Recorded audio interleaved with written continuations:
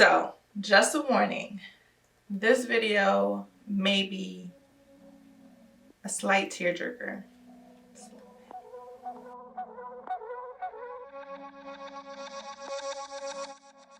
Alright guys, so welcome back to my channel. Let me do the usual YouTube thing. If you don't follow me already, please make sure you hit that subscribe button. And if you want, you can hit the bell too. You guys can follow me on Instagram. My Instagram is right here. Therapy 4_. So this video is part 2 to my push through the insecurities sis video. If you haven't watched it yet, I'll put a little thing right here. Go check that one out first. Part 2 because the event has now passed and I've had time to marinate in everything and come back with my final thoughts on the whole thing. But basically in that video, I was just putting out my first thought feelings about the Curl Essential event and being a part of a group of YouTubers to share our natural hair journey. As you find out in that first part, I was so nervous. My anxiety was getting through the roof, and a lot of insecurities that I've had about myself were kind of swarming up in my mind. And so I made it through. I made it through the other side. I didn't do horrible, and you know, I think it's because I tried not to allow my anxiety to control the situation. I made it through. I just want to thank Shoshima and the Curl Essential team again for having me. It was a beautiful event. It was very intimate, and everything was just planned so well. So I just want to throw that out there. If you wanted to come, or you know you're looking for a hair workshop to attend, definitely check out Curl Essentials. But yeah, so beautiful event. All the ladies were so sweet and real and supportive, which helped a lot. And hearing each one of their stories was just beautiful. You know, we all are on this hair journey. Maybe from the outside in, you're thinking, oh, they're going through the same things in that, but it's so individualized and so mesmerizing, I would say, just to hear how everyone got up to this point or this decision to go natural. And then their journey from that point, you know, different directions. So it was beautiful.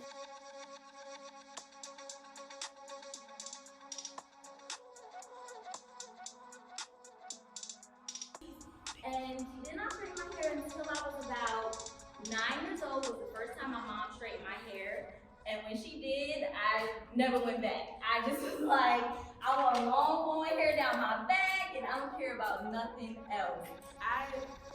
I think as a whole, deciding to go natural was one of the best decisions I ever made.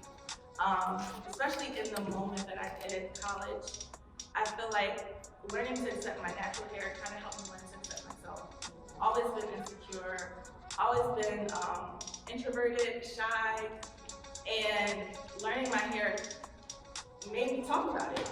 It made me, people asking me like, what are you doing with your hair? It's so pretty, it's so nice, and just made me get out my bubble and open up more. And so I'm extremely grateful to my hair. I'm extremely grateful to my hair. If I never made that decision, I don't know where I would be today. And that's definitely my high, my biggest high.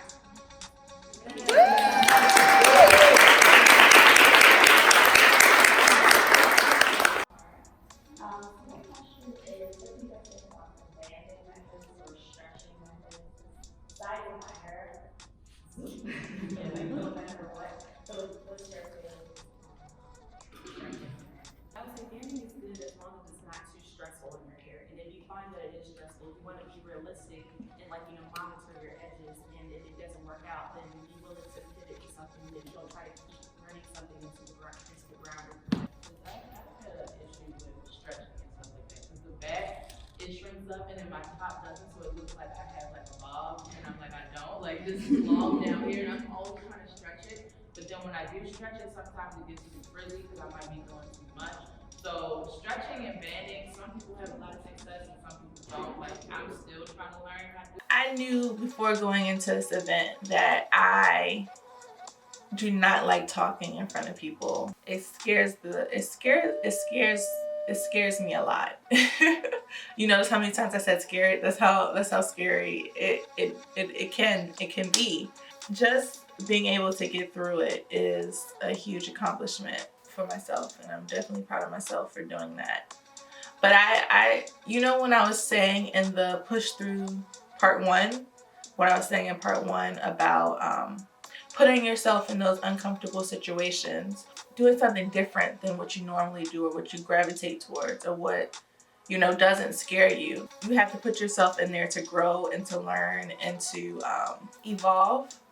I think this event did that for me. It's beautiful when you get to that point, when you're able to face something that scares the shit out of you and get through it, and then not only get through it being the reward, but getting another lesson as well. That's a beautiful thing, and that's what happened to me.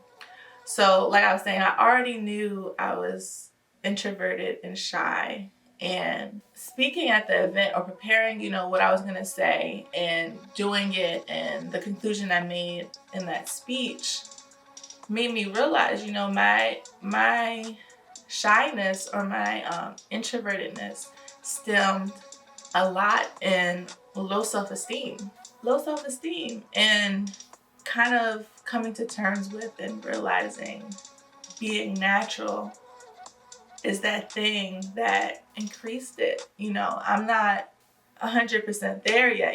This is life. It takes time, but I feel like I'm at the beginning of it, and it feels good. It feels good to know what some of these tendencies that you have kind of stem from. And so yeah, I'll probably do a separate video about my self-esteem and where I started and where I am now. If you want that video, let me know in the comment section. This is just me talking about realizing that, and how my natural hair has played a big part of it, and how saying yes to this invitation, not backing out of it, going through with it, and because I didn't let my fear consume me and allow me to back out of it, it helped me get to this realization and this growth that I was just talking about. And I'm so grateful.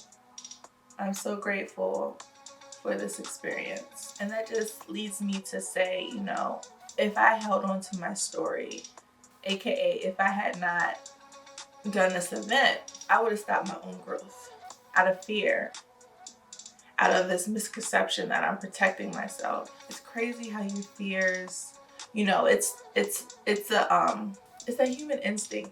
It's a human instinct to protect ourselves, to do what we have to do to survive. And the way our brains are wired, we just fit in that fear of, that thing that we fear. We've created it in our mind to be this big mountain that is just impossible to get over. And in reality, it's like a foothill. You could skip, hop, twerk over that thing. And you sometimes we just let our mind create this misconception that it's so much bigger than that. And it's doing it because it thinks it's protecting us from something. It thinks it's helping us to survive. In reality, it can be that thing that's stunning your growth and keep you from achieving like self-actualization. It's crazy. It's so crazy. And we all have to figure out, I'm sure there's other fear. I know there's other fears and things that I have to get over. But when you're able to get through like that first big foothill, you realize the rest of the hills are a piece of cake. Well, some of them are, some of them aren't, but you have that drive and you have that motivation to push through. If I had allowed my mind and my fear to let me back out of this event, I could have missed out on that. And I'm sure there's things that you guys have missed out on too, because we've allowed our mind and our fear to get the best of us. And I hope this video finds you if that's something that you've struggled with, that you're able to push, like really push through and get to the top of that hill and be like, that was nothing. That was nothing. Like, what else can I accomplish now? You know? That's what I hope you get from this video. I said it was gonna be a tearjerker. I didn't cry, so that's good. I mean, it's almost there, but yeah. All right, I think that's it.